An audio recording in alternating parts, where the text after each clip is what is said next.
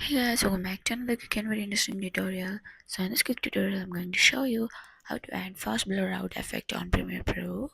So first, if you want to open Premiere Pro, after opening it, we just need to drag the video clip which you want to add the effect.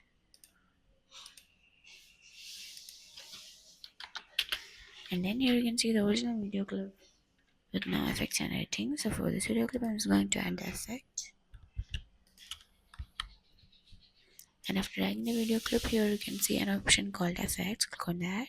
If you don't have an effect over here, then here on the top here's an option. You can see here window. Click on that. And from here as an option, you can see here effects. Click on that, or otherwise you can click Shift+7 and the effects will open. After opening the effects, here you can see a search bar over here. Click on that and search for fast blur out. And then here you can see the effect fast blur out. Drag that effect to video clip. And then you play your video.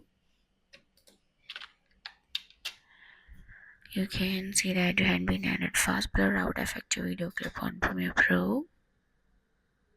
So that's it for this quick tutorial. I hope this video will be helpful for you.